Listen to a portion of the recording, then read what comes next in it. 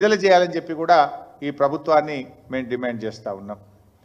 ఇవాళ నిన్న మీరందరూ కూడా చూసే ఉంటారు, పొద్దున్నేమో పత్రికల్లో చూసాం, ఎక్కడ కనబడలేదు. కానీ పాపం ఒక రైతు కాంగ్రెస్ పార్టీకి ఓటేసిన పాపానికి నేను ఆత్మహత్య చేసుకుంటున్నా అని చెప్పి ఆ స్థానిక కాంగ్రెస్ నాయకుల దాష్టికానికి ఆయన స్వయంగా ఒక వీడియో మెసేజ్ విడుదల చేసి ఒక రైతు ఆత్మహత్య చేసుకున్నాడు. నిజంగా ఆయన మాటలు వింటే చాలా హృదయ విదారకంగా ఉన్నాయి. అదొకసారి ఖమ్మం జిల్లా చింతకాని మండలానికి చెందినటువంటి రైతు మరి ఆయన వీడియో ఒకసారి ఆ ప్రభాకర్ గారి వీడియోను మీరు చూసిన తర్వాత ఆ అంశం మీద తిరిగి మాట్లాడతాను. నెంబర్లో ఉన్న పొలాన్ని 276, 277 భోజట్ల వీరభద్రే, భోజట్ల ప్రభాకరు. అలాంటి మా పొలాన్ని పొక్కులేళ్లతో 2 200లు, 2 జేసీబీలు, మరి అలాగే 2 ట్రాక్టర్ డోజర్లతోటి సర్వనాశనం చేసి నా పొలాన్ని నాశనం చేశారయ్యా. అలాంటి వ్యక్తులు కోరబడి కిషోరు, అలాగే మరి పెంటాల రామారావు, అలాగే మరి గుర్రం నాగమల్లేశ్వరరావు, అలాగే వ్యక్తులు కొంతమంది మొగిలి శ్రీను, మొగిలి ముత్తయ్య, ఇలాంటి వ్యక్తులు అందరు కలిసి వాళ్ళకి సపోర్ట్ చేసి నా పొలాన్ని సర్వనాశనం చేశారు. దయచేసి నా ముందు దయవంచి రైతు వారీగా ఈ వీడియోని మన ముఖ్యమంత్రి గారికి, మన బట్టి విక్రమార్క గారికి పంపించి నా రైతుగా కాపాడాల్సిందిగా కోరుతున్నామయ్యా. అలాంటి నాకు ఈ మందేశ్వరనయ్యా 2 ఆలోచనలు కూడా ఏయలేదయ్యా. నా పొలాన్ని సర్వనాశనం చేసి వదిలేశారయ్యా. మరి ఎంఆర్ఓ గారికి చెప్పానయ్యా, ఎంఆర్ఓ గారు చెప్పినా కూడా ఏ ప్రయోజనం లేకుండా పోయిందయ్యా. మరి ఎస్ఐ గారికి చెప్పాయా, ఎస్ఐ గారికి చెప్పా కూడా ఏ ప్రయోజనం లేకుండా పోయిందయ్యా. ఇవాళ మరి అటు తిరిగి కలెక్టరేట్కి వచ్చిందయ్యా. కలెక్టర్ గారికి వెళ్తాం అనేసరికి టైం అయిపోయింది అన్నారయ్యా. నాకు ఏరే చరణం ఏమీ లేదయ్యా. ఈ మందు పుట్టి తప్ప 2 ఆలోచన కూడా నాకు ఏమీ లేదయ్యా. సర్వనాశనం కావడం తప్ప నా కుటుంబం ఏమీ లేదయ్యా. నా 3 ఎకరాలు 7 ఎకరాలు 10 కుంటల్లో 3 ఎకరాల పొలాన్ని సర్వనాశనం చేసి ఇది చేశారయ్యా. నాకు వేరే ఖచ్చితంగా కూడా ఏం లేదయ్యా. ఈ మందు పుట్టే నాకు శరణమయ్యా.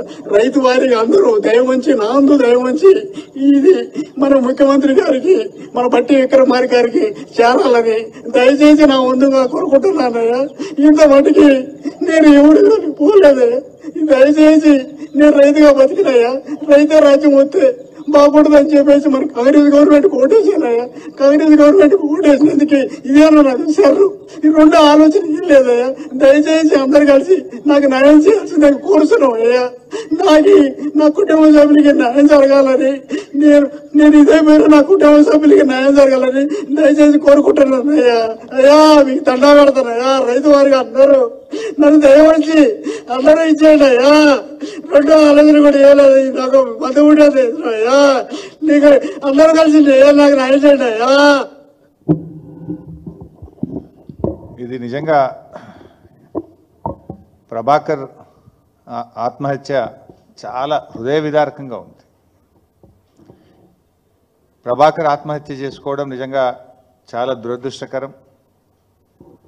ఆ కన్నీళ్లు పెట్టుకుంటూ ఆయన పెట్టిన వీడియో చూస్తే చూసిన వాళ్ళ కళ్ళలో కూడా నీళ్ళు వస్తూ ఉన్నాయి. అంటే ఇది రాష్ట్రంలో ఎంత విషాదకరమైనటువంటి పరిస్థితులు ఉన్నాయనే దాన్ని ఈ వీడియో, ఆ రైతు ఆత్మహత్య ఇలా మనకు సూచిస్తూ ఉంది. ప్రభాకర్ చనిపోయిన తర్వాత ఆయన తండ్రి గారు పోలీసుల దగ్గరికి వెళ్ళి ప్రభాకర్ చెప్పిన పేర్లతో కంప్లైంట్ ఇస్తే కంప్లైంట్ తీసుకోవడానికి కూడా పోలీసులు నిరాకరిస్తున్నారు. నిన్నటి నుంచి ప్రభాకర్ తండ్రి ఆయన నార్మల్గా సూసైడ్ నోట్లో కానీ చనిపోయే ముందు చెప్పినటువంటిది ఆటోమేటిక్గా దాన్నే మరణ వాంగ్మూలంగా స్వీకరించి కేసులు పెడతాం మనం. అంత స్పష్టంగా వీడియోలో ఉన్న తర్వాత కూడా స్పందించాల్సిన పోలీసులు స్పందించకపోగా మృతుడి యొక్క తండ్రి గారు వెళ్ళి పోలీస్ స్టేషన్లో కంప్లైంట్ ఇస్తే ఆ కంప్లైంట్ తీసుకోవడానికి కూడా నిరాకరిస్తున్నారు పోలీసులు. అంటే ఈ రాష్ట్రంలో శాంతి భద్రతల పరిస్థితి ఎంత దారుణంగా తయారైపోయిందో మీరు చూడండి. నిజంగా ఇలా ప్రభాకర్ చావుకు కాంగ్రెస్ పార్టీ కారణం, ఈ ప్రభుత్వం పాలన కారణం. ఆయన ఎస్ఐ గారి దగ్గరికి పోయారు, ఎంఆర్ఓ గారి దగ్గరికి పోయారు, కలెక్టర్ గారి దగ్గరికి పోయాను అని చెప్పి స్పష్టంగా చెప్పాడు.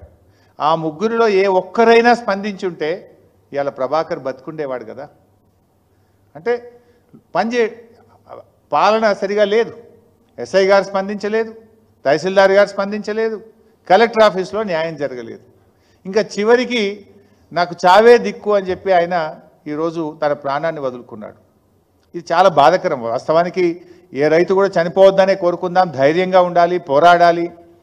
అటువంటి వాళ్ళ పక్షాన ప్రజలు మాకు ఇలా ప్రతిపక్ష బాధ్యత ఇచ్చారు.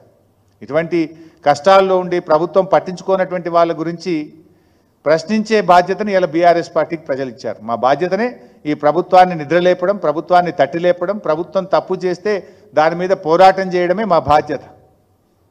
సో ఈ సందర్భంగా నేను మిగతా రైతులు కానీ ఎవరైనా మీకు ఏదైనా కష్టం ఉంటే అధికారులకు చెప్పండి, వాళ్ళు వినకపోతే మా దృష్టికి తీసుకురండి, తప్పకుండా మేము పోరాడతాం, మిమ్మల్ని కాపాడుకుంటాం తప్ప ఎవరు ప్రాణాలు తీసుకోవద్దని చెప్పి కూడా మేము విజ్ఞప్తి చేస్తూ ఉన్నాం.